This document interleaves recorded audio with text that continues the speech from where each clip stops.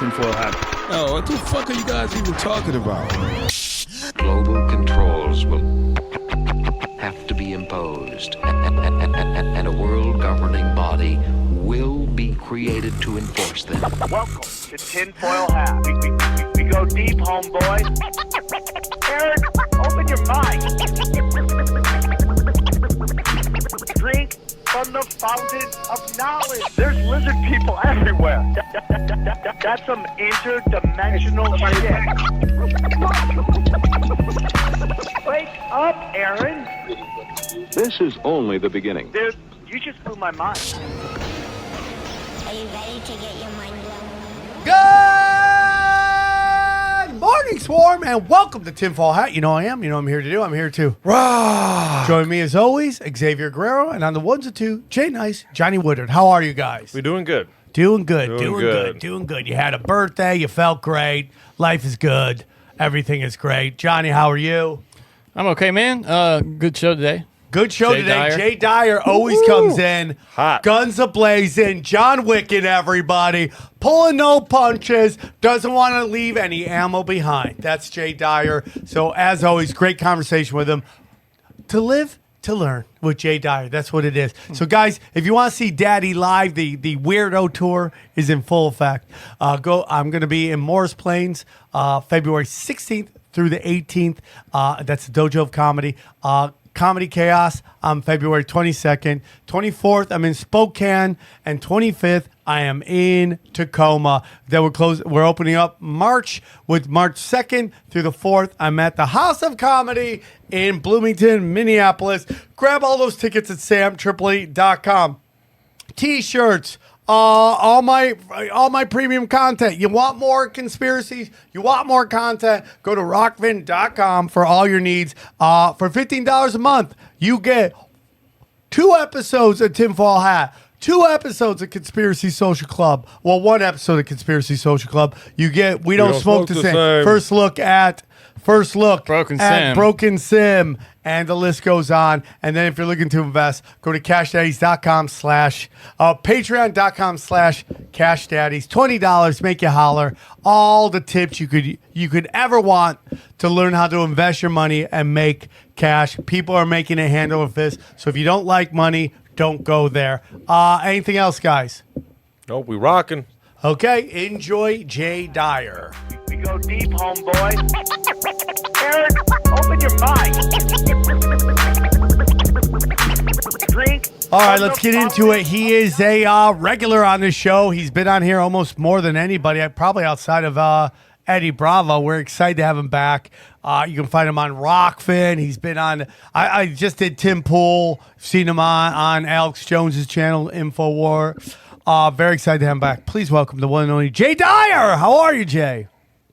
What's up, dude? Always glad to be back on Tinfoil Hat. It's one of the best podcasts out there.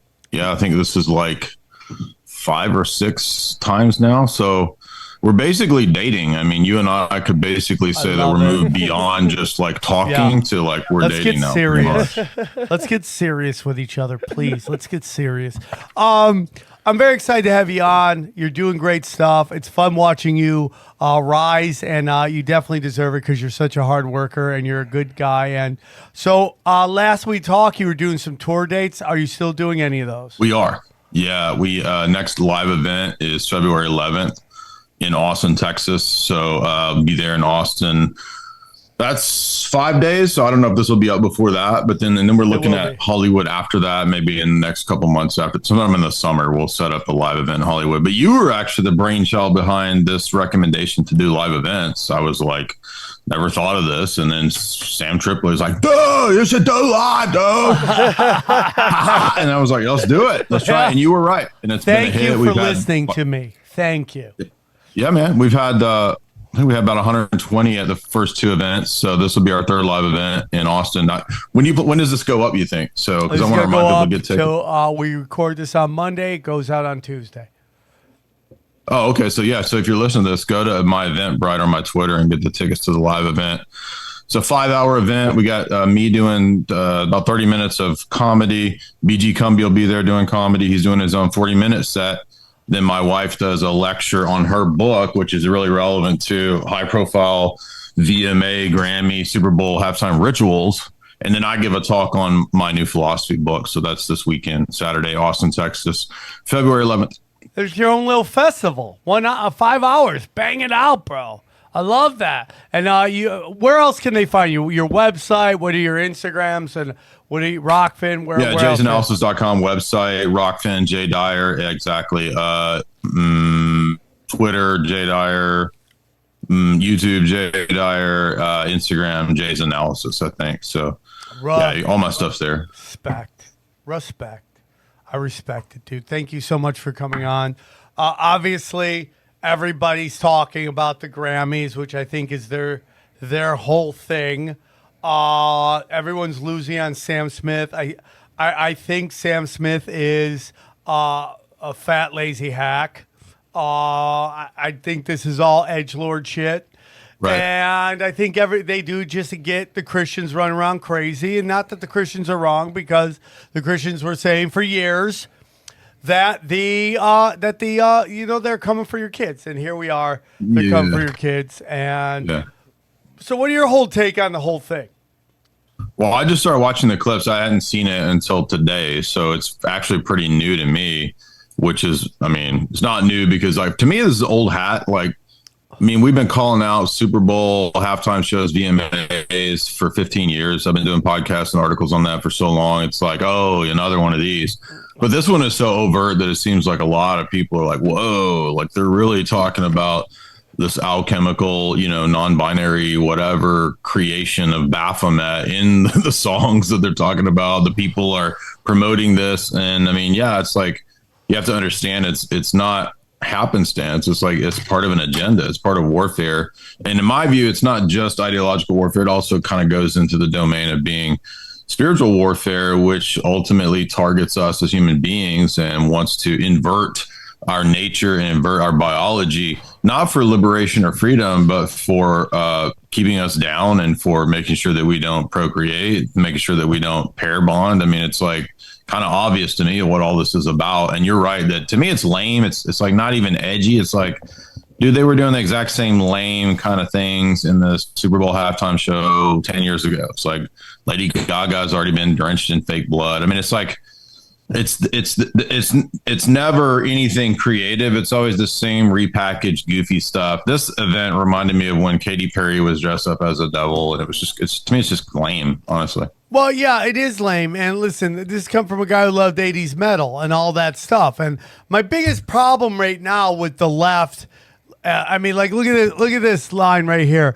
Sam Smith, full-on satanic worship, Grammy number set, sets conservatives into an anti-vax satanic panic. So now they're trying to tell the left that if you're anti-vax, that associating Satan with be on the same level as a vaccine. So anyone who's anti-vax is evil, but if they don't like Satan, they're evil as well. It's like it's so stupid. The whole thing is just so dumb, and it's just like the problem I have right now is with the left, because I had a buddy of mine tweeting about Lil Nas X and defending him. I go, the difference between now and then is that, like, when Ozzy did this shit, there was a giant pushback. Like, people took his albums, ran over it with bulldozers, and did all this stuff. You know, you didn't have, like, every corporate entity running to defend this fat ass. And this is coming from a guy who's a fat ass. Well, I have a flat ass, but I'm a fat ass, okay? Defending it. It's like now it's corporate. It's corporate signed off. They're defending it. When before it was like they were doing it to be provocative, which he is right now, but it's not as acceptable to everybody. You know, it's like when Jimmy Dore, or Jimmy the Doors and Jim Morrison was like, the corporations lost it, right? Now they're just like, dude, let's sacrifice a child at the Grammys because we'll be edgy and provocative. And it's just like, It's just lazy, dude. And like the Grammys were the last of the great award show. It was the last time. It was the last place where you could go watch new acts and old acts come together and play some cool ass songs. And now lazy people like Sam Smith, who just wants to act like he's a badass, right? It's not about him being gay, because people are saying the exact same thing about Madonna. Okay. They're saying the exact same thing. Stop with the lazy, because he's gay. It's not because he's gay. It's lazy. It's lazy ass stuff. Lazy ass edgelord shit.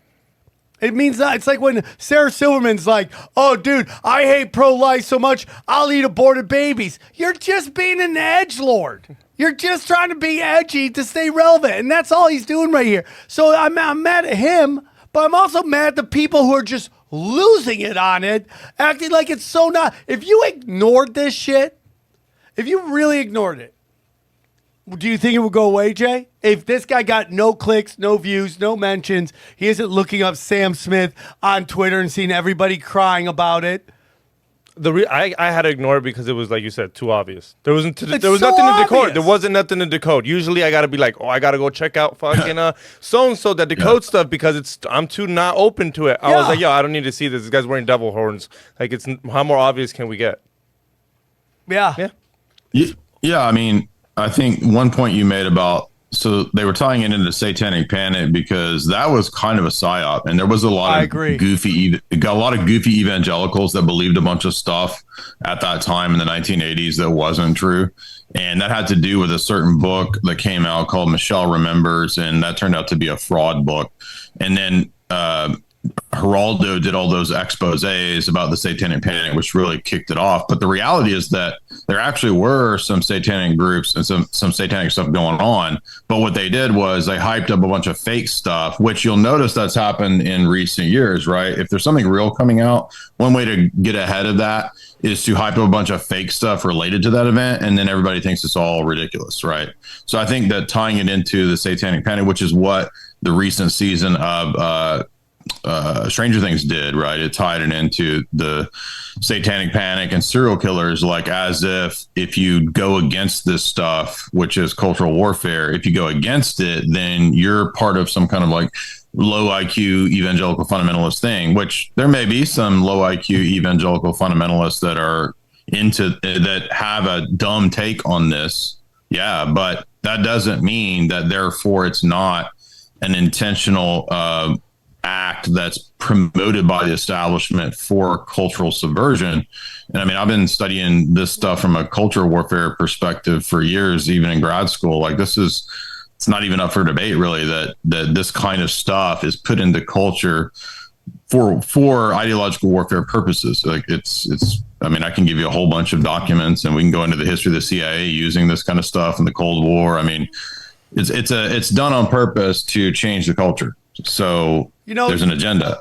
I completely agree with you. I think the whole Church of Satan, all that stuff was started by nerd dorks trying to bang goth chicks, right? And they're just like, and they're hiding their pedophilia. A lot of those guys at the highest is pedophilia. But a lot of them are just Dungeons and Dragons dorks. That's what they are. And they're trying to get fat goth chicks to be like, oh my God, you're so edgy. You're so edgy. So you got these fat chicks and these skinny nerds, like all just trying to act like badasses, and nobody checks them. And then you got this whole thing about like, you're totally right about the Satanic Panic. Everything that's going on right now has been planned forever. It's all been planned. So you get these stupid ass things with the Memphis 3, which like, if you talk to a lot of people, you break it down. Those guys did that. They 100% did that shit. And then you find out, that this is just a manipulation because everything's about Satanic Panic. You make people go, yeah, it's like, you remember the Red Scare with McCarthy? You remember that? We're like, oh my God, man. Oh my God, he's accusing everybody of being communist. Can you believe that? How stupid is that? And then here we are, you got Swindell or whatever his fucking name is, working with the Chinese. You got Marxism being pushed everywhere. College Marxism, not like Latin American Marxism, but college Marxism, which is ESG. Thank you, BlackRock, for putting a name on it so I could say it without people running around yelling anti-Semitism, right? Thank you. Yeah. Right? So here we we are. Everyone is communist. Everyone is this communism that McCarthy was saying was creeping in, because it was. And I know you saw that Marr thing this week about how, I mean, nobody's extrapolating this out to where it's ended almost every time it's happened, like in the Maoist revolution. Time. Yeah. They don't get it because they don't know their history. That's why they erase history. Yeah, the Fabian socialists, right? I mean, that's the reformed Marxism that's aligned with big money capital, monopoly capitalism, and that's the ideology that all these people have. That's why China is the model. That's why, like you said, there's all this allowed Chinese espionage, is that China is kind of like a tool for the global elite. Like, I don't think China runs everything, but they're a model for and a tool for this same power structure that absolutely is behind the notion of cultural warfare, pop culture warfare, pop occultism, right? That's what it is. It's a way to manipulate. And you're totally right about the average kind of like normie Church of Satan dork. Like, these are that worked because what's his name? That old creep dude, Gerald Gardner. Like, he actually was the first to spit game at the fat goth chicks. He's the creator of Wicca. He's the creator of all the modern witchcraft stuff. And he spit game to get the fat goth chicks naked in the woods to literally, because he wanted to smack their butts. He said that. Like, he wanted to touch butts. That was part of the butt rituals. So a lot of the butt rituals is literally just dudes that can't get any figuring out an innovative way to spit game. That's 100%. True. But I'm serious. I completely agree. Look up Gerald Gardner, and he would take little switches, like grandma switching you as a bad boy, and he would say, "You're a whack whack whack. You're initiated now. Whack whack whack." I completely agree with it, and it's just, and people fall for it, but they set it up. So they start McCarthyism early, setting the precedence that it's a witch hunt. It's a witch hunt, and then when it starts to roll out, they yell, "Oh, you remember the witch hunt? Oh no!" Well, the thing with McCarthy is that what he figured out was that there is this plan, but he just thought it was the wrong people. Like, he thought Moscow was behind all of these operations because some of the agents, like, you know, the Alger Hiss and all them, that they were KGB agents. But what Quigley makes fun of McCarthy and all the John Birch people for is not that they were overall wrong or right about they were right about the conspiracy, but they just had the wrong bad guys because they thought it was Moscow, and they didn't realize that the real bad guys, the ones that were promoting it domestically behind the move towards socialism in America, were the most wealthy people in America, not, you know, Gorbachev and these people that, you know, basically are relying on the West for all their money and all their industrial buildup, right? I mean, dude, 100%. Look, Brzezinski in his Between Two Ages, who, you know, he's basically the architect. Part, Jay Dyer. Just grabbing books out of nowhere. Can you hear me? Yeah. I'm sorry. It's all good.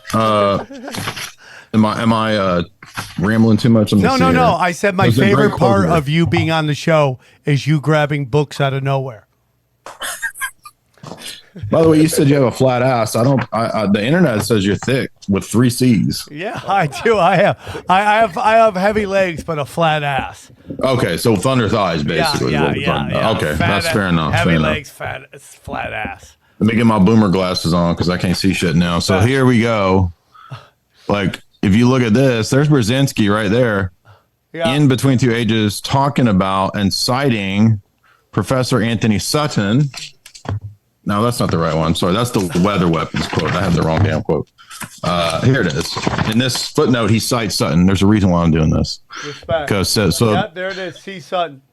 Yes. So Anthony Sutton is the guy who wrote Wall Street and the Bolshevik Revolution and pointed out that whether it's Hitler or the Bolsheviks, fascism and socialism, communism were funded by and aided by and built up by the wealthiest people in the West. So that's the point, right? Like that's what Quigley is saying about McCarthy, is that McCarthy was right that there's all this subversion, and they even had the Reese committee hearings, but he was just wrong about who was behind it. He thought it was people in Moscow. People in Moscow were relying on the wealthiest people for the Cold War and for all this communist subversion. And that's why I've been lecturing through this book, Milner, Fabian Conspiracy, because that's reform Marxism, which is Marxism aligned with the zillionaires to put everybody into the damn slave camp that we're going into with the Great Reset. I completely agree. And, again, You know, we have an episode coming out that we recorded earlier coming out on Thursday, and we talked a little bit about this, about like how like no revolutions are natural. I believe it. I believe they're all funded by the same people at the top to cause chaos. And like, again, we talk about this all the time on the show, but this progressive, super like woke movement, there's not a lot of them. They just get amplified everywhere. Yes. Like, as much as I love libs of TikTok, which is great, you're also giving these guys way bigger platforms than they would ever have if you left them on TikTok. You are now amplifying their reach and making them bigger than they seem. So now, and like, again, I love the chick who does libs of TikTok, but you are amplifying these people. And that's really the biggest problem. Isn't that you have pink hair and blue hair and you think you're a deer? I don't really give a shit about that. Okay. But it's the fact that, okay, if you're teaching children, we have real problems with that. That's that.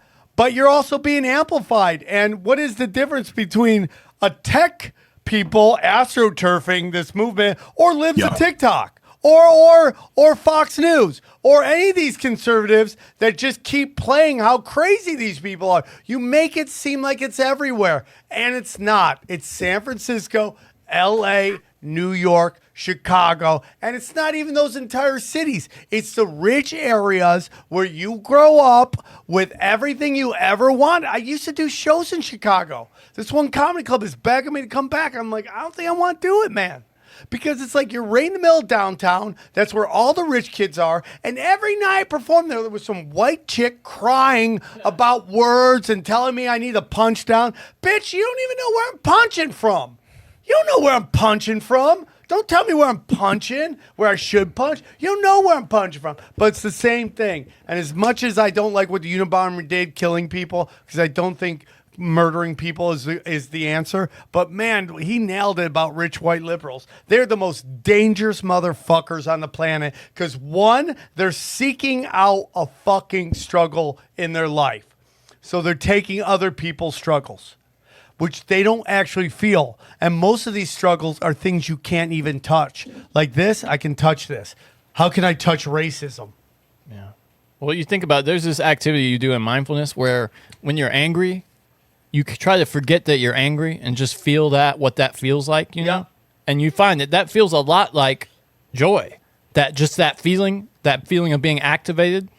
And that's what these people are addicted to, just a rage cycle of like, where's my next hit of rage? You know, what am I pissed off about next? Oh, they're just talking about because they have no happiness, no real happiness. Rich people activism, these rich people go to these foreign countries, these really poor foreign countries, and when everyone sees some like white chick showing up, they all just throw on their dirtiest clothes and they start just walking around so they get an extra couple bucks. Oh, that's so funny. Yeah, the poorer they look, the more the white people will give them money. Oh It's my that God. simple. Dude, first time I ever went to Tijuana, I was 11, and I learned this firsthand when I was 11-year-old. When we lived in San Diego, my dad was in the Navy, and he took us to Tijuana one day. And I remember we walked across that bridge that you walk across to go over into Tijuana, and we spent a day there buying, I don't know, candy and shit for $1 or whatever. But then walking back over, I saw this girl and her mom sitting on a blanket, right, asking for money. I'll never forget this. And so I was moved and gave $1.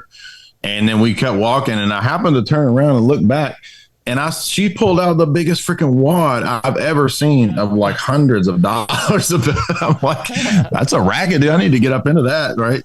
Yeah, I mean, there's a famous story of a woman who was, she was like, didn't have legs. She's on the Atlantic City boardwalk.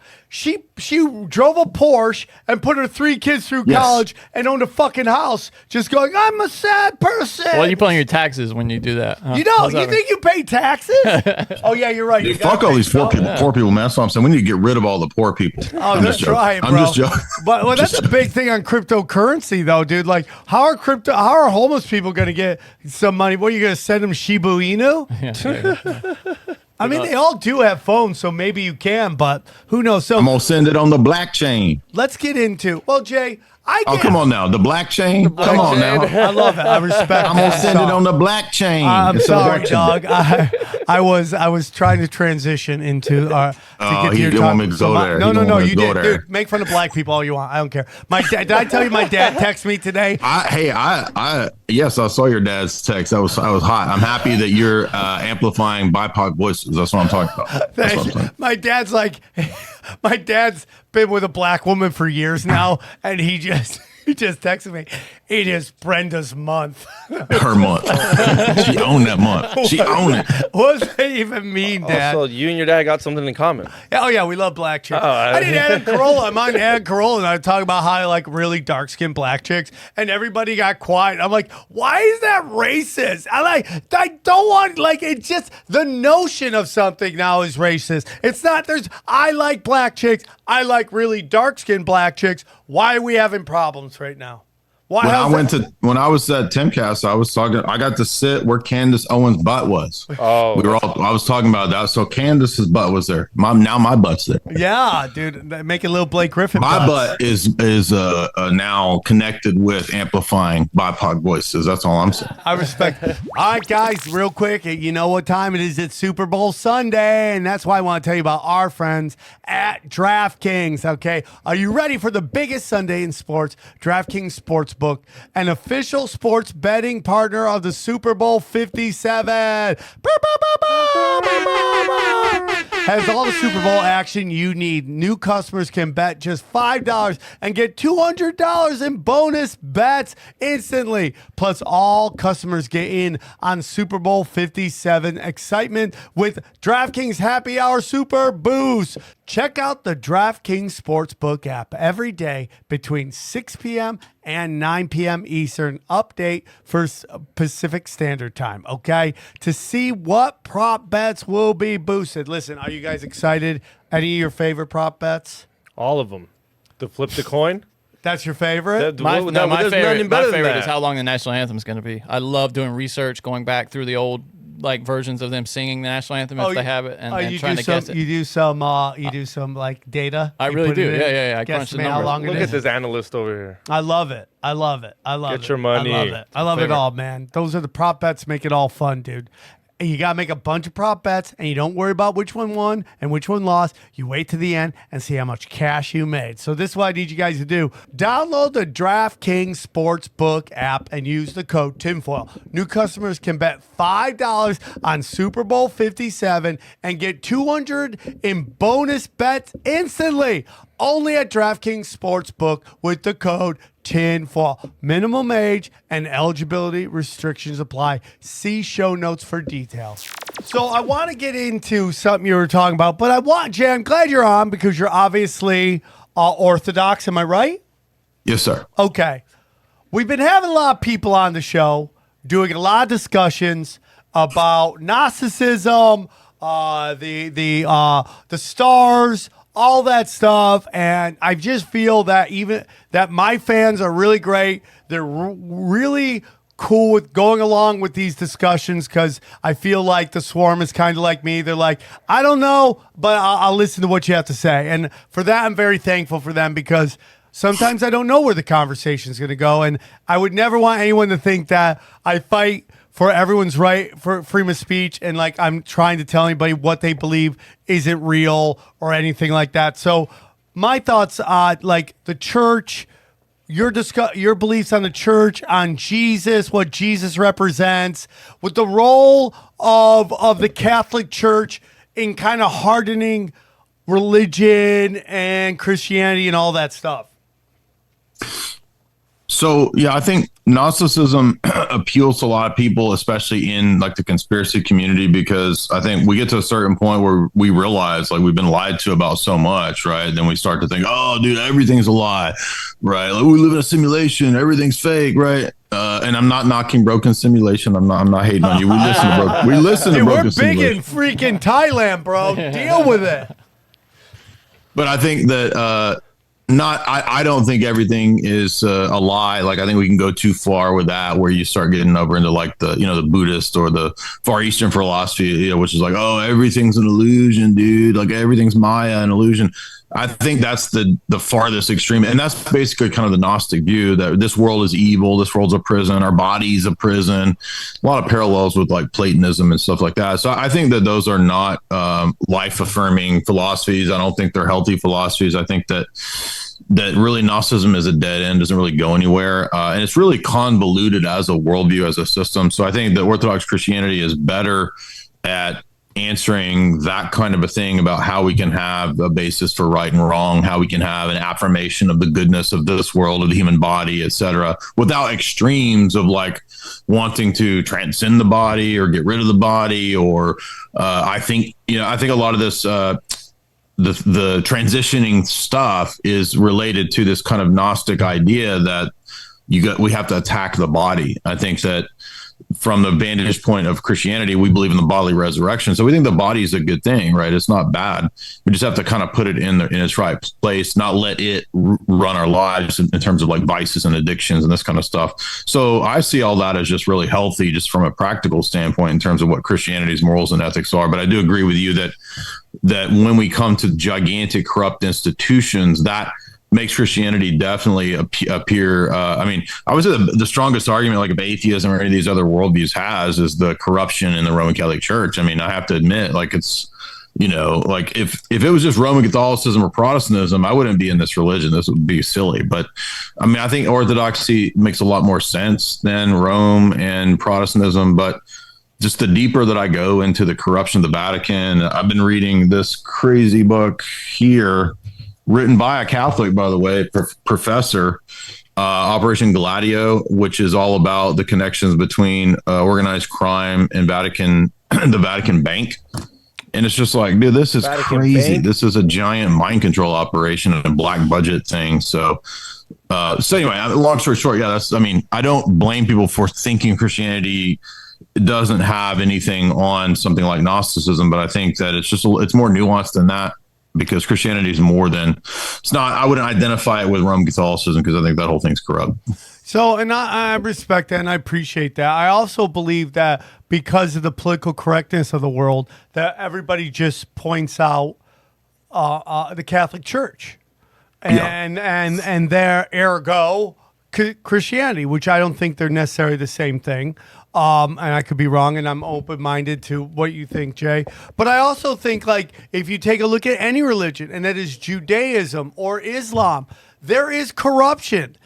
I don't think that the religions themselves are corrupt.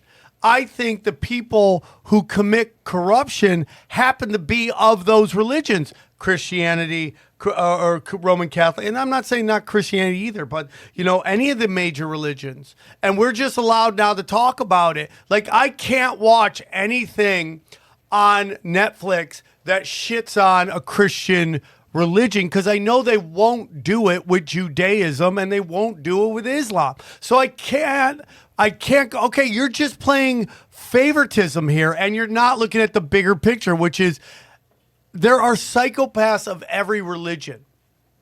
And they in the name of their religion do fucked up shit. And it's not the religion necessarily that does it.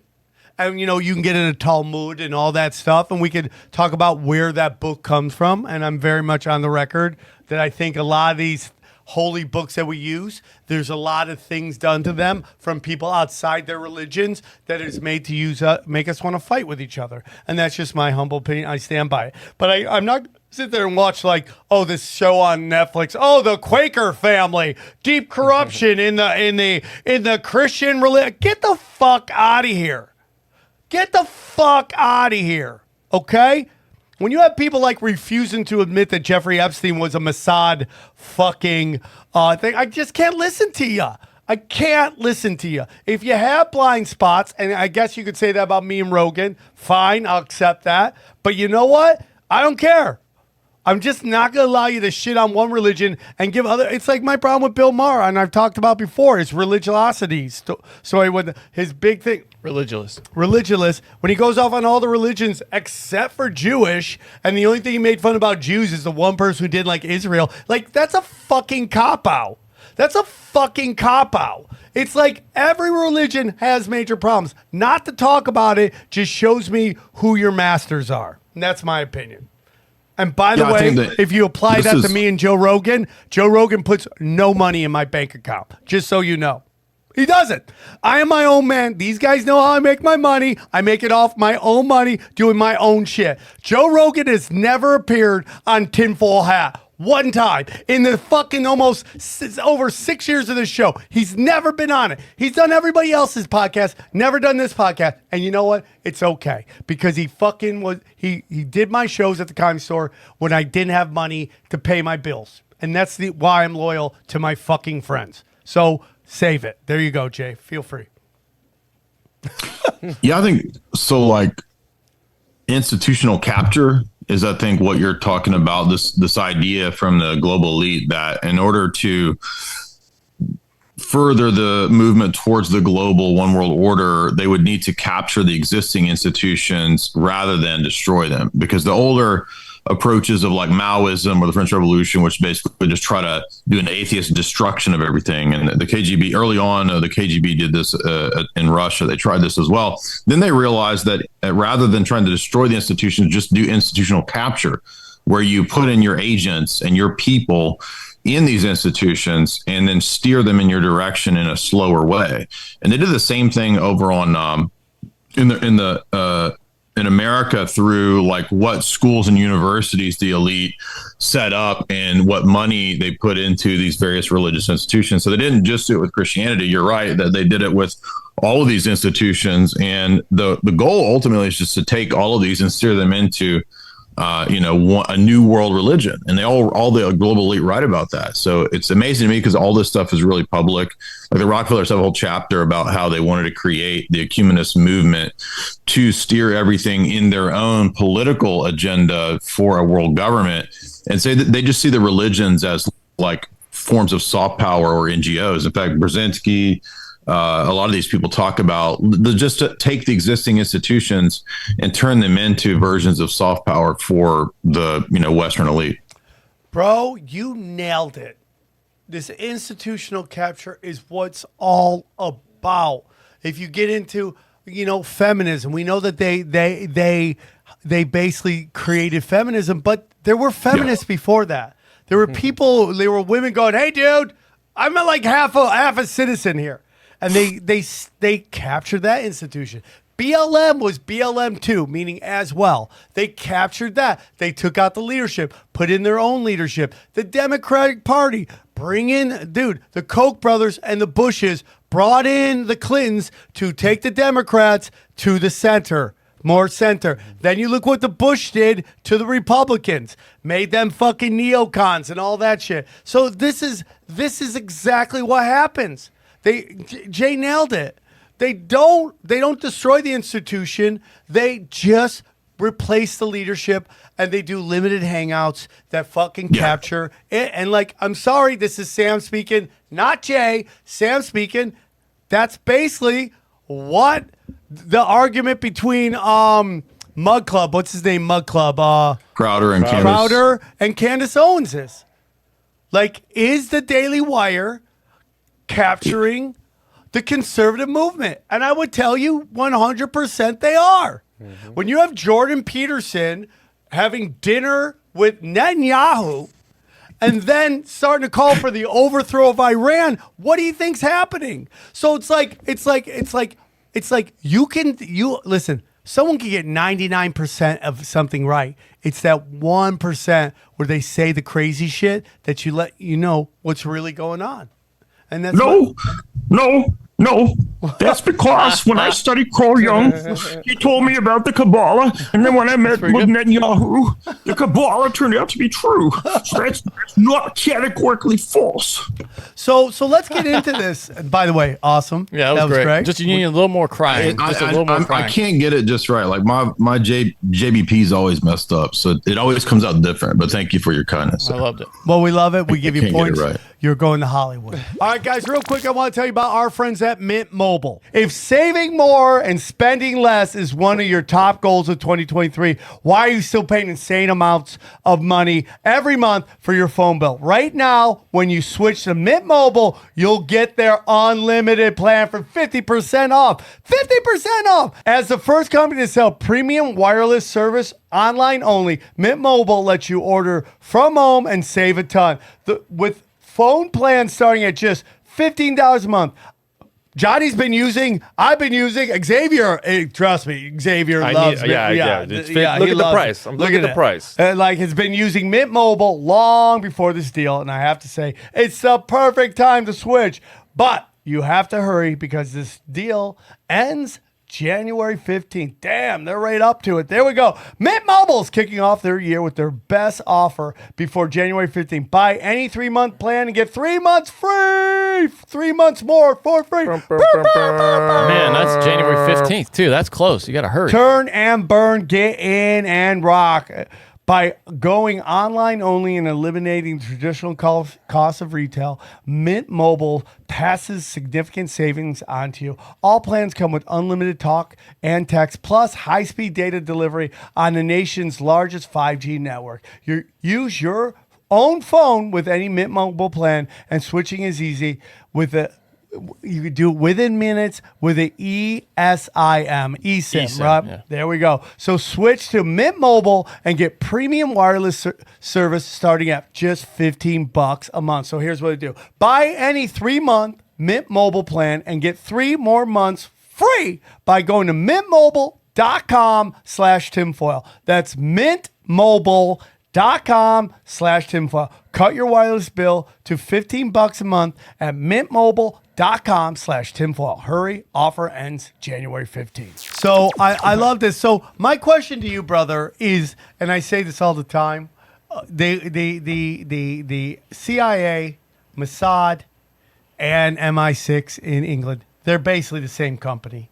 And they all just have district managers that run their area, different names for different areas. Do you think the KGB is involved with that? Do you think the KGB is a part of that network and they work together when it matters, and then they have to present the persona of, we're enemies, we're going to fight each other. Yeah. We really hate those guys over there. We're not friends with them. We hate them. So I think that initially the West and British intelligence 100% funded and aided early Bolsheviks, and they got the British prime minister back at that time to turn and flip on the Tsar of Russia, and they supported the Bolsheviks. And they sent aid money that's from Rockefeller's banking elites in England. Like that's all behind both. So initially there was a lot of collusion with Western intelligence. And then what happened was, by the time of Stalin wanted to change the course of the Soviet Union, and he wanted to revitalize this kind of Russian nationalism. And they wanted him to take the Marshall Plan money, which would have really aligned the Stalin regime with the West. And that's because they wanted ultimately to have what they call the third way, the synthesis of monopoly capital in the West with communism in the East. But Stalin didn't do that. And so that's kind of what kicked off the Cold War, was his not accepting the Marshall Plan aid. And they'd already helped build up Stalin and his regime. So this is what kicks off the Cold War. And I do think they wanted the Cold War to happen. So, but there is an element of which there's, in my view, like a real kind of struggle going on here.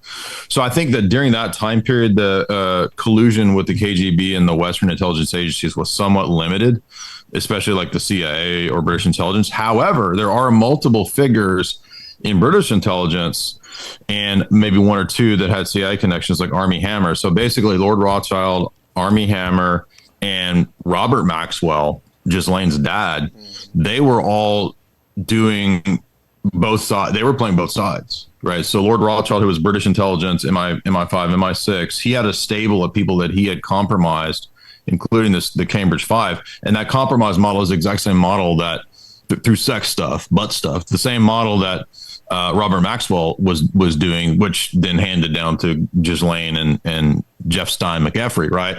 So So at that level of those people that are kind of that seem to be above the Cold War East-West dialectic, like Rothschild, Maxwell, Armie Hammer, not the actor, but his granddad or whatever. Armie Hammer. Isn't that crazy, dude? There's always a connection. You're like, why is this dude in every movie? There's nothing. And the movies would bomb and he'd still keep getting movies. It's unbelievable. Why does this dude like to talk about eating women's hearts and stuff? Yeah, he wants to eat bodies, right? Yeah. He wants to eat some flesh. No, you're totally right. Yeah, so I mean, like, and by the way, a lot of the Bolsheviks had these kind of like these weird satanic parties and events, and they were into some of this really crazy stuff. Anyway, long story short, so early on, yeah, there is some collusion between, I think, Theosophy and Madame Blavatsky. I think that was a British intelligence creation, Theosophy. I think she worked as kind of a go-between with the KGB. The British agent who was I forget that guy's name, Lovelace, Lovelock. He was the go-between to the Bolsheviks early on. There was a actual division at the time of Stalin, but then I was watching James Bond, Tomorrow Never Dies last night, and I forgot that whole James Bond, that's like one of the Pierce Brosnan ones from, I don't know, late 90s. I forgot that whole episode is about higher level oligarchs playing China and Russia against the U.S., right? And the CIA and the KGB are colluding in that, as well as Chinese intelligence. The movie ends with James Bond teaming up with the chick, the Asian chick, right, who's Chinese communist intelligence. So James Bond and the communists work together. I think that's the one where Bond gets the Order of Lenin award because they work with the. So in other words, KGB, no, like that's gone. But I think that Russian intelligence at times will exchange information maybe with the West or whatever. They'll have exchange deals, but I don't think that everything like with the Ukraine war and Russia and all that's completely controlled. I think there is a real kind of element of warfare going on here. It's interesting. So we got into a little bit, like, I think I'm really into that, you know, there is this group of people, they worship dark entities, whether those entities are real or not, depending on who you talk to. I don't know if we'll ever find out the truth. I think it's a very deep. But we get into like kind of culturalism right now going on in America. And a big thing is feminism going on. And we are living in a war between men and women that is being pushed forward by social media, TikTok, Instagram, Twitter, and that is this war of that we are seeing women be more promiscuous. Is that the word? Promiscuous. Yeah, promiscuous than we've ever seen before, which is, you know, most guys would love that. You're like, yeah, good, give it up. But we're also seeing this weird kind of microaggressions of sexual harassment as well. Like, you know, like, show me a girl, I'll show you a chick who took a picture of her butthole and sent it to somebody. But then we're also getting into this kind of thing where like, oh, I'm at the gym, I'm rocking camel toe, I got my nipples, my high beams are on, and I don't know why you're staring at me while I'm doing squats. And this is all being done on purpose. And again, we get into this guy from All Gas No Brakes, where you watch all of these, you read all the people who came forward about him. All of them are like consent. I consented. And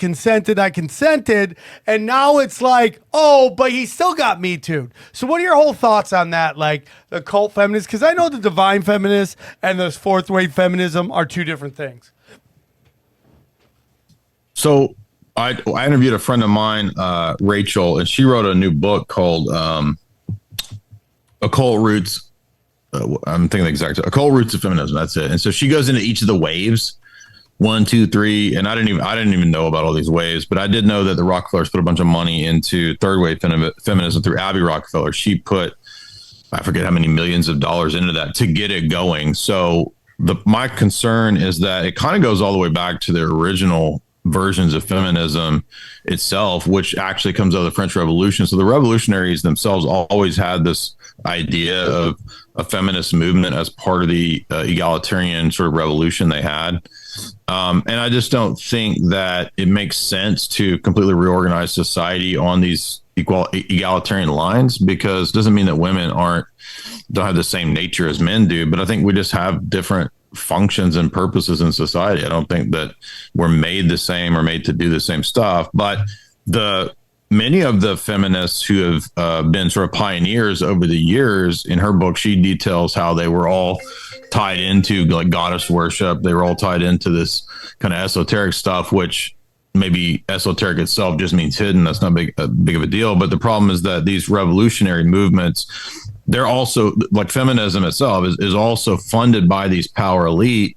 You can go look up the interview with Aaron Russo and one of the Rockefellers he was friends with. And Aaron Russo, the director, is like, well, they said that they were big funders of feminism because they wanted to get women out of the house, to not have men and women in relationships, to have more energy going into the taxation system, and so that people would stop having children and having normal relationships. So it's like they even say why they're into feminism.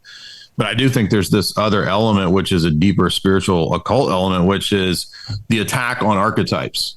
So what some of these feminists that are outright like sort of goddess worshipers, they'll actually say that the real essence of feminism is the attack on the notion of God the Father, that God has any fatherly characteristics. And so the goddess itself is an attack on that principle. And they see it as kind of like the manifestation of nature, right? Because nature has these opposing forces in it. So it's just another form of nature worship. But it's inherently subversive because it's not just a notion of attacking God the Father. It also ends up being sterile. If you think about the witch, the archetype of the witch, right? Which many of these feminists that are into goddess, I mean, they're into Wicca, they're into witchcraft, they're witches. I mean, what's the archetype of the witch? Like, it's the old hag that's alone and freaking eating babies, because witches are nasty and they keep bodily fluids in jars and they eat babies, dude. So it's like, that's the archetype of which shows you in the imagery of itself, the sterility. That's what I'm trying to say. Well, you know, if you look at like Gloria Steinem, right? She was just a known FBI informant, that she was placed in there to control the movement. And it's unbelievable that when these come out and they're confirmed, that nobody gives a fuck. You know, nobody cares. I mean, you take a look at Jesse Jackson and Al Sharpton, known FBI informants. Does anybody care? Does anybody care at all? Nobody cares. Like they have captured the institution of feminism. And now we take a look at what's going on in, like, we had this statue of Teddy Roosevelt or whoever taken down New York and then replaced with a fucking occult feminist statue, which looks a lot like Medusa. And we've had Christopher Knowles on talking about what the image of Medusa equals, which is the death of the masculine, the destruction of the masculine, that the feminine is also the bearer of life, but also the destroyer. And we know that. And like nobody here is trying Lilith. Yeah, dude. Right? It's just crazy, dude. It's all being done on purpose. And so when you get into these witches and drinking blood and all this stuff, it's like, listen, I don't care if you have kids. You can have kids. You don't have to have kids. It's up to you. But, man, we see what happens when women get to a certain age and realize that they made a mistake on not having kids. Now, if you've decided not to have kids, that's fine. I went most of my life with not having kids. So I can't judge you. I was right there with you. I've had kids. It's the best thing I ever did. And that is fine. Okay? But we've seen like this kind of nastiness that is going on with these women in their late 40s and 50s. Like the way they talk about children and the way they're told, like it's like they want to sit there and tell you about all these microaggressions of sexual harassment in everything at all. Like, man, they're toxic masculinity everywhere they turn. They can't go anywhere without feeling like sexually, verbally insulted, you know, but yet they'll sit there and scream at you about what a piece of shit you are for not being okay about a man dressed as a sexual object of a woman doing gyrating in front of children. Right? Like that's acceptable, but when adult women in their 50s who are trying to come to grips with why it didn't work out the way they wanted it to, it had to be because of patriarchy. Well, and exactly, that actually comes back to Gnosticism, because Gnosticism is kind of bound up with this same idea of attacking the notion of the archetype of the Father or God the Father, because in the Gnostic system, the Father creator God of this world is a evil deity that's imprisoned us, right? So he's the one that's created us with male and female. And what underlies a lot of this agenda, and it's beyond just the feminists, because this ties into the, TRANZ agenda.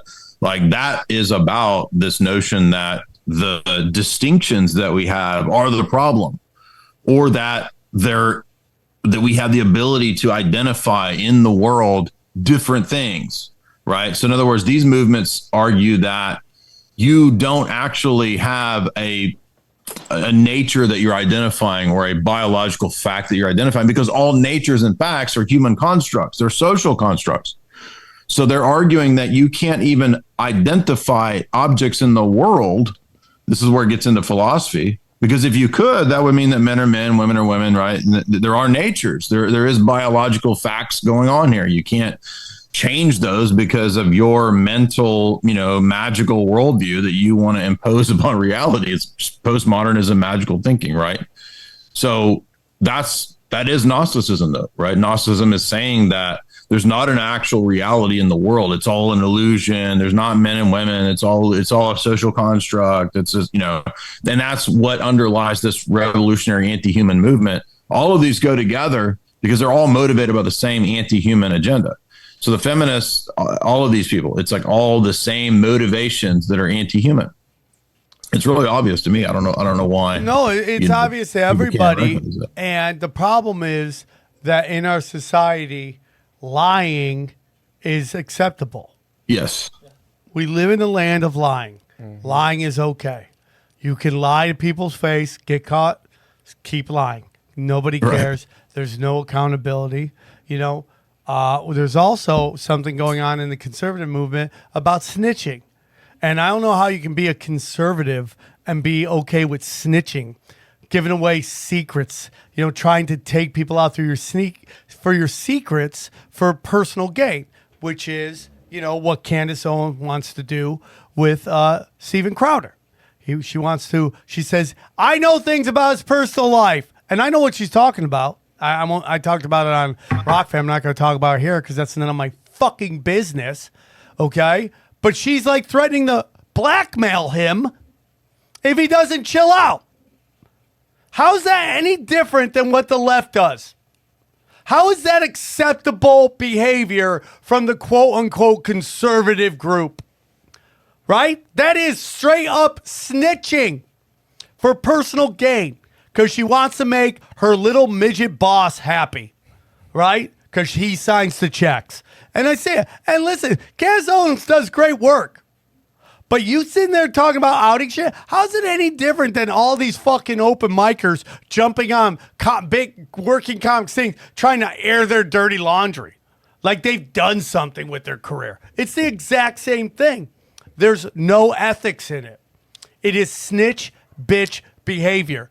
And we're starting to accept that on the right because your hatred of someone is more important than your own morals.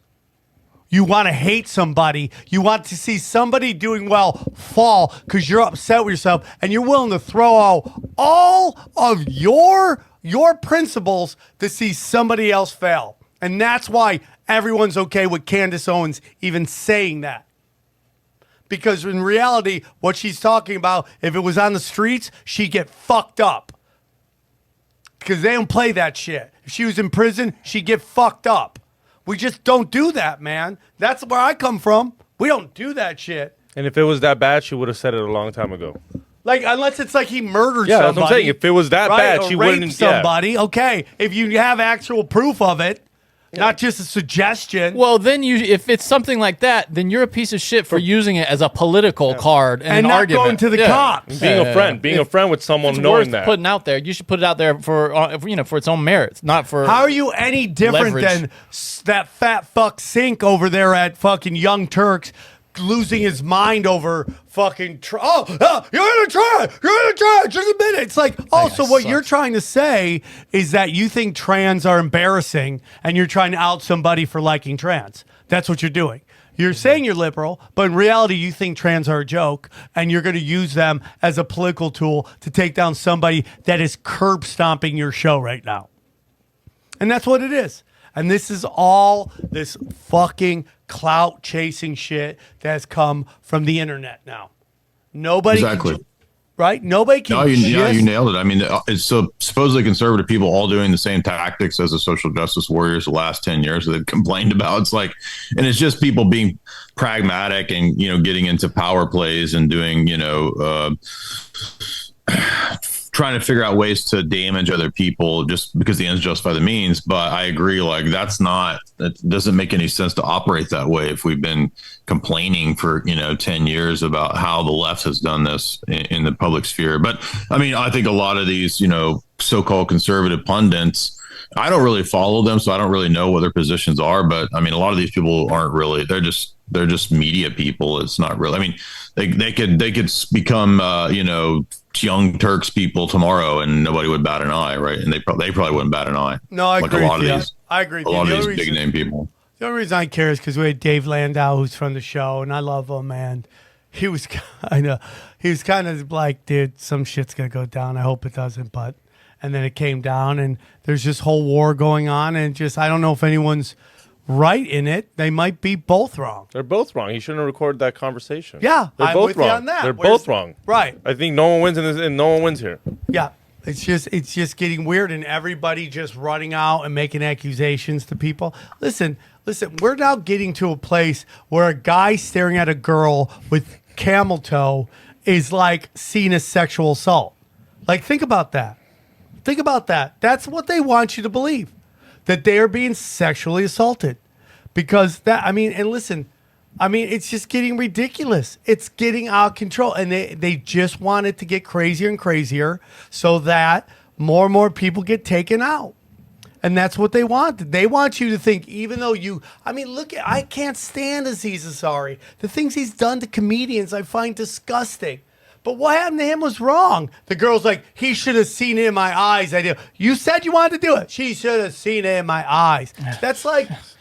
What are you talking about? You have to be an empath to have sex now. You have to be psychic to have sex with somebody and not get in trouble. And just like the mating ritual now has been weaponized. Yeah. Unless you're like the greatest. Dude, even if you're the greatest looking guy in the world, you can have some chicks like, yeah, we had sex, but yeah, the next day I said I wasn't comfortable with it. What? Have I told the story about my friend who was like, said that she was sexually assaulted by this billionaire and she went back to have sex with him just to make sure? Did I tell you that story? Real? That's a real story. Go, she's like, yeah, it's like I had this billionaire friend and I hooked my friends up with him. And like one day we hooked up and I'm like, did I even want that? I think I got sexually assaulted. I go, what? She goes, so I went back and had sex with him again. And then I realized, yeah, I didn't want to have sex with him. I'm That's like, dude, insane.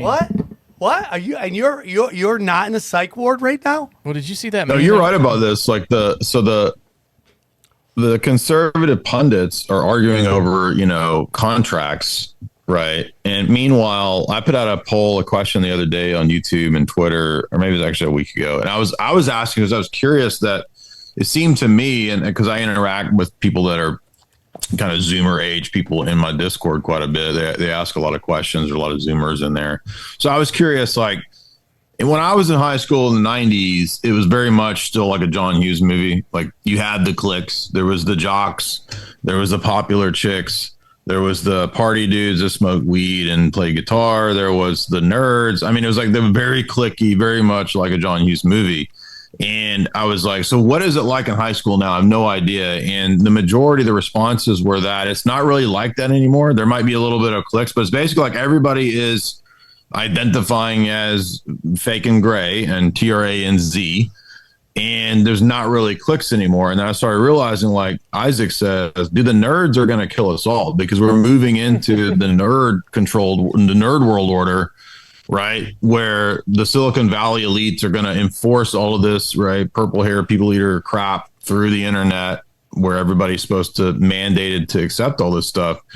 And like, I just can't even believe that from the 90s to now, right? Like high school isn't even high school anymore. It's like this weird, like Skittles cult. You know what I mean by Skittles, right?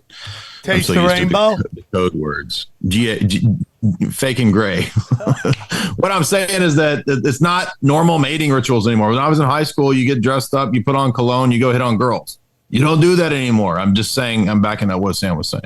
Yeah, I'm with That's you on nuts. that. I also want to say you might have the greatest thumbnail game I've ever seen in my life. Your thumbnails are fucking amazing. That's a Polish dude. I pay a Polish dude who's a That guy a thumbnail master. is a master, bro. That is like pornography for my eyes. That thing's so nice. I mean, I just want to. I fuck your thumbnails, dog. Is there other kinds of pornography that isn't? I mean, is there? Yeah, like, I mean, there's. I guess there's audio. I guess. Yeah, there's I guess. ASMR. I was just going through my Rolodex of words, and I said pornography, and you know what sound I heard in my head? Wah wah wah. Pornography on the ears. So. Can I just say? Did you see that? Some feminist on Facebook sent out this post a couple of weeks ago that went viral.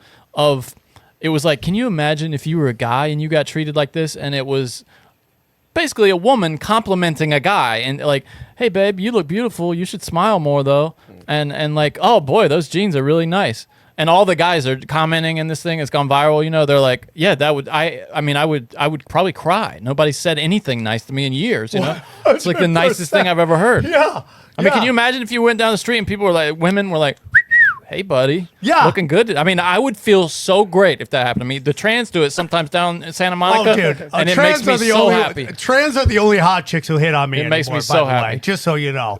Like, so I'm not trying to piss off my base at all. Okay. Trans I are love the it. only ones that like, hey, I'm like, thank you for letting me feel wanted again. Yeah. Like- keep moving. Like he says, the one they hate the most is, hey, can you put a pretty smile on that face? They hate that. How? I don't even understand how that's. Oh, don't tell me what to do. Well, I'm like, bro, just put a what's smile really on. crazy about it is like it's so funny. I remember I saw a girl tweet one time. Jesus, I can't go anywhere without guys hitting on me, and I tweet, this isn't going to age well, okay? because there is something called the wall, and you see it on YouTube. In particular, Black YouTube loves to talk about the wall. And do you know what the wall like is? hitting the wall? Yeah, like hitting the gotcha. wall. Okay. Yeah. And hitting the wall lets you know who has real privilege, right? That lets you know where the privilege really is. Because women suddenly like, people aren't just being nice to me for no reason. I actually have to earn everything I got. And listen, I think women are beautiful at all ages. I really do. I'm not. But like the days of just free shit comes to an end. And you're no different than a pro athlete who, like Blake Griffin, can't dunk like he used to. He's not going to be in the NBA much longer because his physical gifts. Yeah, you figure out how good your jumper is after you lose your ups. You know, Well, that's why Tracy McGrady left so quickly. He was so physically more dominant than everyone he played against. He never worked on his fundamentals. So when he couldn't jump anymore, the game was gone. And that's a big problem. So you have these chicks who are just absolutely smoke shows, and then the bottom falls off because it happens to all of us. Man, I look back at some of my old pictures. I'm like, man, I'd fuck me. Seriously, I was so good looking back in the day. And now I'm just like, thick legs, no ass. Hurting, bro. Okay? Hey, you still got wonderful hair, though. Me and Thank Johnny you. always talk about that dude, that's hair. all I have Yeah. left.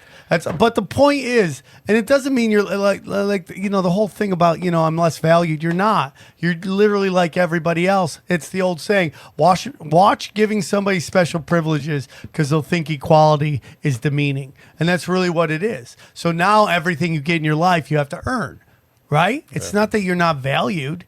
It's like I've had female friends of mine get very angry at me because I make fun of Madonna's aging horribly. Not that she doesn't look good.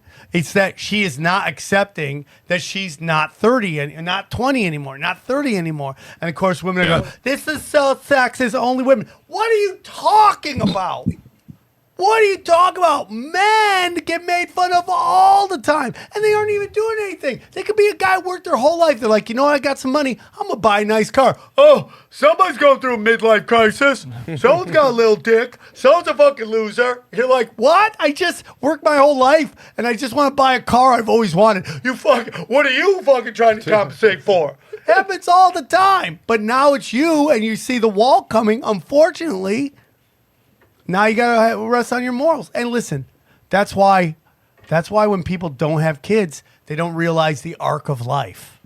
And you don't have to have kids. But why do you say that? Because I've heard moms tell me like, dude, I notice it because they start looking at my daughter now instead of me. Like they notice, like they notice, Well, yeah, it starts but- like going like this, where it's like not the same attention. So Leonardo DiCaprio, Jay, you want to jump in? That's funny. I was about to Real quick, I wanted to say on that point, like, so going back to like the normal male rituals, like I'm not a chick, I don't know what the normal chick rituals are for becoming of age or whatever, but I mean, going back to like that John Hughes movie type of thing, like it's a normal guy ritual to learn how to get along in society, how to deal with women, how to talk to women when you're at that high school age, 18, 19, 20, to talk to, learn to hit on women. To me, that's part of a male growth ritual. Like that's something you're supposed to go through because it helps you figure out how to get along in the world, how to act in the world. If you can't attract a mate, you as a dude are going to have a hard time getting along in this world. You're going to be sexually pent up, go crazy. You're going to be like an incel.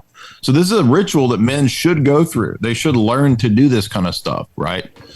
Yeah, and if dudes don't go through this, it's going to contribute. It's not the only thing. It's going to contribute to the collapse of society because the opposite of the feminist is the incel dude who decides to just check out, and then he starts going nuts. They're just as nuts as the feminists. Well, because they're not doing the primal drive, and it gets into now we see men are losing it, being lost to the internet because they're just watching porn and playing video games where they get their drive to compete with other males, which is either sports games or violent like martial arts games or war games. That's men are playing their primal drives in those games, and they're not dealing with women anymore.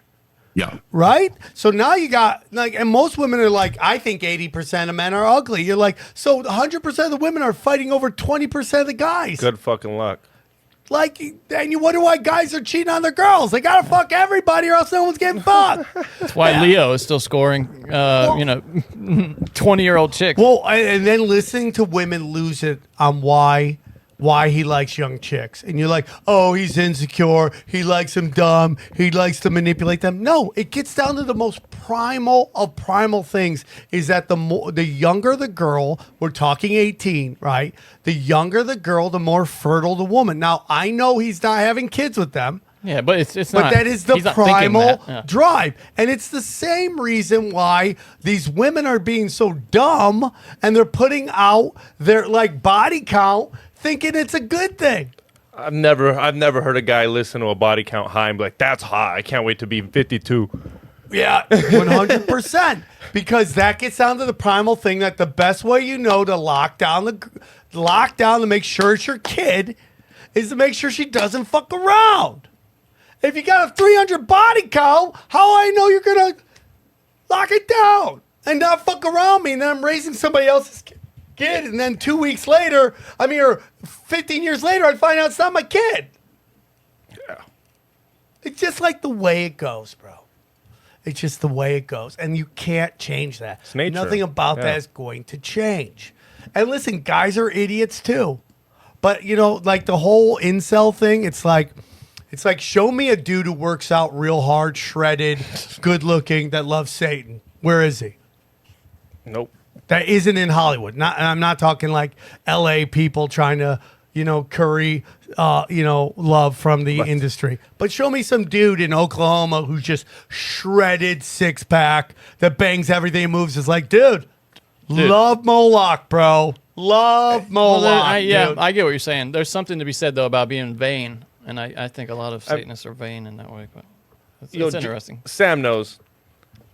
not every guy that does jujitsu is that great looking, but all these fuckers have hot girlfriends all the time at at the shows. They all have a hot girlfriend, and it's because they work out. They're confident. They can kick some ass, and they're like, protect look, a woman. Yeah, and girls want that shit. It's all like we always say hot smoke show because Eddie Bravo with the jujitsu people show up, and it's like my girl hates my guns, but she admits sometimes she's like, yeah, I'm glad you have them. But Yeah. it's like. Yeah, that's what they're She hates supposed to them, do but she's because like, I'm glad women they're here. have this drive, okay, to protect children. So guns would scare them. But you're supposed to be the man going, I'm here to protect, zip it. That's how it goes. Yeah, that's it. Right, good luck on that. You're right. So, real quick, I want to ask you about you did a show with our good friend Jamie Kennedy. How'd that go? That was awesome. I mean, I think, by the way, thanks to you for all the times you had me on and all that, because I don't think that would have ever happened if I hadn't had, the shows with you.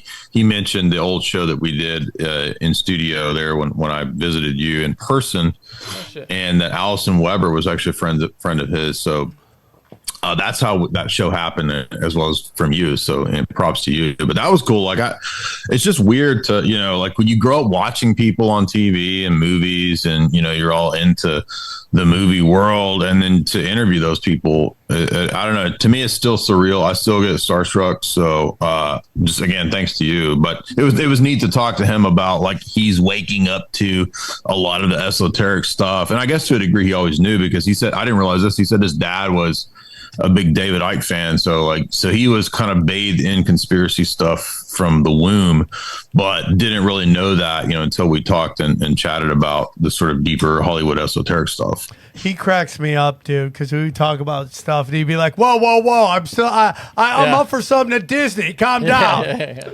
Yeah, we had to make a few edits. He's like, ha ha ha. Delete that. Okay. Like half of the shit is like, delete that. So we've been talking for 3 hours. We're going to delete half of this. Okay. Well, he's good. I mean, like, There, you guys overlap, and you're like, you guys have a similar little, like the spirit of your laugh. There's a little bit of an overlap there. I'm cool with that.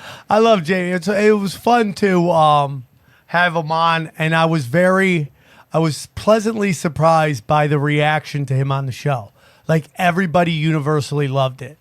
Yeah. And not that I didn't think they would, but he's a beloved guy. Yeah, he I gets a know. lot of shit from smarmy ass people, but he's beloved by most people. Yeah. I mean, like we were talking off here about Carrot Top, right? And how, like, I like Carrot Top. I think he's funny just because he's not pushing the envelope like my favorites, like David Tell or Doug Stanhope or Joe Rogan. But I like Carrot Top. I like what he does on stage, and that's okay to be simple and funny. Not simple in the sense that it's not good shit, but like not trying to press you all the time. So, like, Jamie's like that, and that's why I enjoyed him being on there. Now, what are you talking about? You're filming a special? Is that what this says? So not like a stand-up special, but there'll be some filming of the live event in Austin, but I was just told not to talk about what it is, so I have to talk in generalities. Okay, we don't have to talk about it. We don't have to talk about it. Well, the reason for that is, I didn't realize when I sent you that then he was like, oh, don't mention exactly what it is. You can speak in generalities, but... You want to speak in code? Beep, beep, beep, yeah, beep, so beep, basically, there's going to be some... You know how they used to do those interviews on, like, when Colbert was first doing stuff where he would like trick people into interviews and they didn't really realize it was a joke interview. Yeah. So there's some of that is going to be going on. That's the only reason we don't really want to I respect that. Go super deep into it, because it's going to be really funny if we can pull it off. But we're going to be, it's going to involve man on the street impressions. It's a big thing. Well, I'm happy that's all I can for you, say, Jay, because I think I'm really, really happy when I see people who maybe are coming from a different content creating, medium, and they kind of watch what stand-ups are doing and like going, hey, how can I apply that to what I'm doing? And I know you've always liked to do comedy because you've always been really funny on the show, and it's great to see you starting to do that. I wish more people in the conspiracy world that can do comedy, because not everybody can. That doesn't mean you're not great, but not everybody can. But those who can do it. I think it's a great way to help the medicine go down. And like my Instagram, Exactly. I refuse to be serious all the time. Right. I find dirty, dark, politically incorrect shit funny. And I'm not going to change because some people, oh, dude, this is just real. No, man. We're together fighting lizard people. I get it. We're together. We're trying to defend children. We're trying to defend the Constitution. We're defending our right to connect with God and be in God's grace. I respect that. But I also think there's funny stuff out there. Like when they pulled an entire cucumber out of a guy's butt. That made me laugh, okay? That's funny. And then what if did you don't Johnny think do? that's funny, what is the point of fighting for all this? And what do we have to tell you to do? Take it down. Now, the Illuminati wanted that out there because they wanted everybody seeing if you could actually fit it in there. It's a plot, right? It's Right. cultural warfare. No, but so you're right because, and I don't mean to just kiss your butt, your flat No, butt I all love day, it. but Please keep it going. I need please it. keep kissing that flat butt. Yeah. You. So I noticed that, when you put your podcast out, we started listening to it back, I think when we first got in touch with you through Isaac or whoever it was, I don't remember. And I remember thinking, wow, so this guy's actually just doing, like, he's a stand-up, but he's doing a conspiracy podcast. Can you actually bridge that world successfully? You did it. And then I thought, well, that means I can be more of myself, because that's just kind of the real silly me, right? Is not, like you said, always say, if you're super into this conspiracy shit all the time and you're nothing but studying dark materials and all this, eating babies crap, I mean, you're gonna go nuts. You're literally gonna go crazy. You have to realize that's not the whole world. There's funny shit in the world. You should laugh at it. And so, again, you inspired that. I mean, Sam Hyde's a big inspiration for that, too. And I was Sam watching some of Hyde's the best. We got to get Sam back on. Get Sam back on. I was watching some of I'm Jamie's going to be old honest stuff. with you. I didn't know a lot about him when he was on, so I was like, what's going to happen here? But yeah. now the more and more That I was a follow wild that show, guy, yeah. I fucking love Sam Hyde. And I think he's very important. And he's just kind of this giant Hulk that, like, whenever you watch like some animation about even like Game of Thrones, right, when the big giant kind of just storms through and takes all there, that's what I think Sam Hyde is. Like, he is doing everything that you're not supposed to do in political correctness and just keeps walking forward. He's doing comedy in blackface, he's doing all that shit, and he just doesn't care. And like when you realize that if you kowtow to them, and I'm watching friends of mine who I love very much, if you kowtow to them, they're going to put your head on a stake. But if you show them you don't give a shit about what they say and how they do it, and you just have fun, you take what they say about you and you just hit it with gamma radiation and blow it up bigger and go even crazier than they were saying it, they got no power on you. They got nothing. Dude, cancel culture isn't real in the sense of people canceling people. It is the illusion of corporations canceling people to give the illusion that blue-haired, non-binary fuckfaces, okay, have some kind of power. And they have no power. No power whatsoever. You know who else you created? Alex Stein. Well, I don't know Alex if I Stein. created No, but you got him to start doing shows, and you I gave him a knew little he- bit. yeah. You put him on the first show. Remember how great he was talking about his girlfriend eating his ass, and she's like, Oh, "I yeah. did." Yeah. And we're like, "What that the fuck?" big Yeah. tooth chick that fucking honey badger. Well, I think what you demonstrate, and I noticed, so I was watching some of Jamie's old stuff, like Jamie Kennedy Experiment, and I was noticing like a lot of what he's doing is actually kind of like, trolling and doing the Sam Hyde stuff before Sam Hyde, not knocking Sam. I mean, there may be some influence from, Jamie Kennedy to the style of the way Sam trolls and a lot of his stuff, like when he goes and acts like he's somebody else and messes with people. I mean, that's classic Jamie Kennedy Experiment type stuff. And I think what you showed too with your style is that you can bridge multiple worlds. Like you can do stand up, be very successful at stand up, and go into this other domain and be successful there, as well as podcasts that deal with, money and, cash values, all that stuff. Like you show that you can do it and not be one dimensional. And that's the key point here, is that a lot of people like myself who were doing podcasts and material that was one dimensional, and you think, well, I actually have more to my personality than that, right? Like I like to be funny. I like to act ridiculous, act retarded. I like to do impressions all the time. So why not let that out, right? So you let the beast loose is what I'm trying to say. Guys like you show that it's possible to do it. That's why you got, and you helped, Alex Stein get going. And we knew Alex was going to blow up from the start. Like we were like, oh, that guy's going to be huge. And he's doing it, and he's fearless, and that's a big thing. And the biggest thing, and this is kind of why I think, Jay, you're doing really well, is that you're authentic to who you are. You're Orthodox Christian, and a lot of people run from that shit. And I think it's like, it's really important. Like, I love having people on here that will talk about Christianity, defend Christianity, because I have no problems having people talking about Gnosticism or astrology and all that stuff. And dude, there's this guy who wants to come on and talk about Jesus. I need to get him on. I've tried to get him on. It just, for whatever reason, it hasn't worked. I'm open-minded to everybody. Everybody's can come on Tinfoil Hat as long as you come in love and meaning that you're here to have a real conversation and not be a clout chaser. You can totally come on, and that's what I really want. And that's what I want, because I don't know the answer. I'm open-minded to hearing everything you want to do. And the more, it's like, I'm going to be honest with you, dude. It's like, I see some of my friends who have these huge podcasts and they never have me on their show. And I see who they have there on your show. I'm like, come on, dude. And not that I'm mad at anybody, because everybody's on their journey, okay?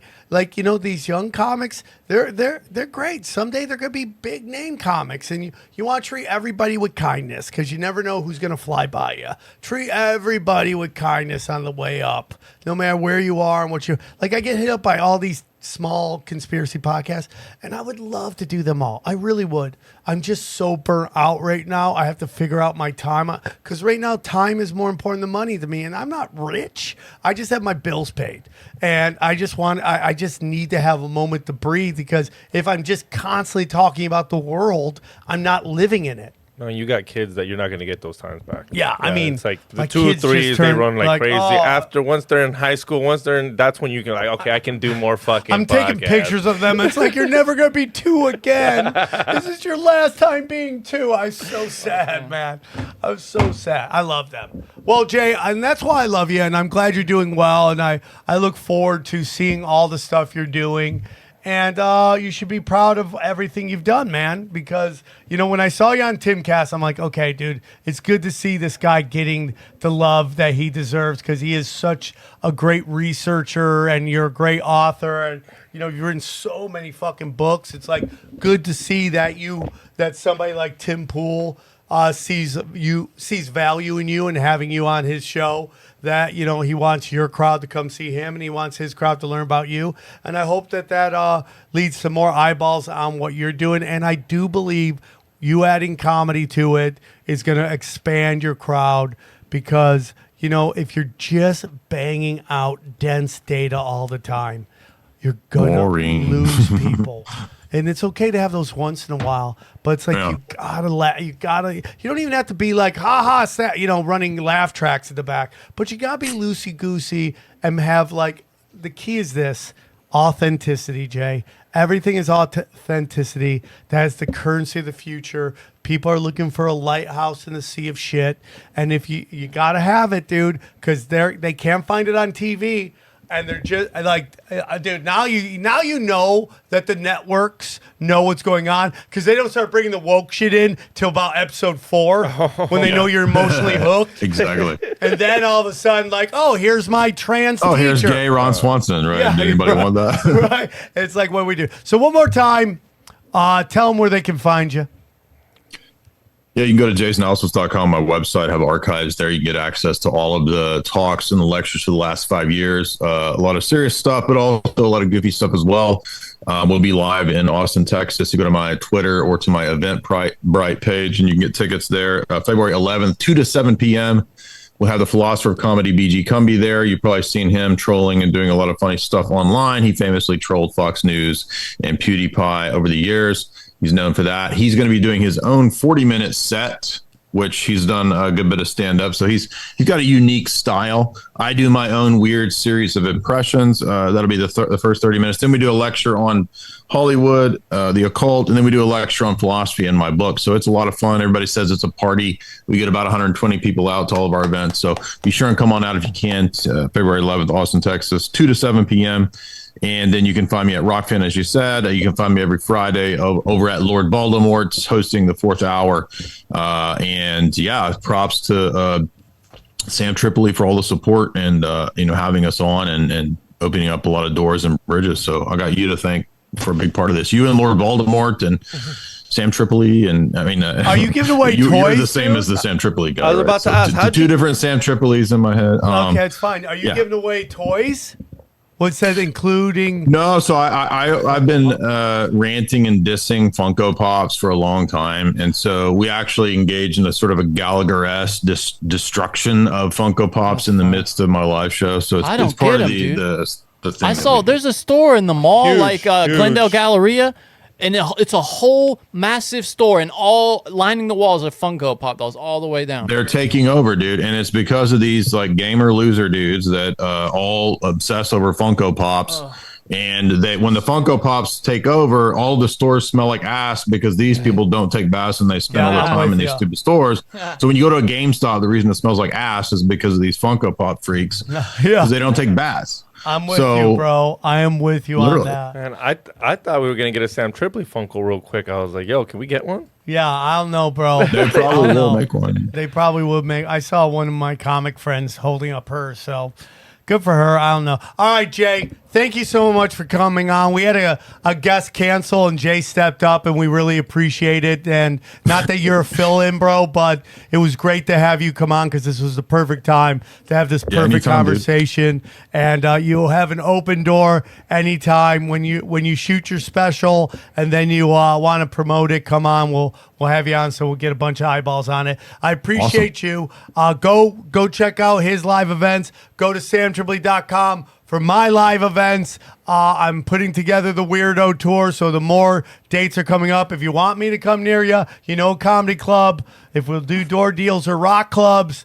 that wants 150, 200 people in there, let me know. We'll come do it. We'll drop the hammer of the gods on some people. And I love you guys. Thank you so much. Have a great week, and we'll talk to you soon. Take care, everybody. All right, guys, real quick before we're done, we want to tell you about all of our affiliates. It's a great way to support the show. As you know, fiat money is chaos. Okay, fractional reserve banking, dangerous. The best way to get out of it is precious metals, in particular, silver and gold. And that's why we're working at Wise Wolf, okay? Wise Wolf, silver and gold. Just go to samtripoli.com or samtripoli.gold, and you could join. And he's hooking you up. They got great that you can either buy single time or you can sign up for their program where you can buy up to $500 a month. I'm doing it. I hope you can too. We also have everybody at Eagle Research. That's right.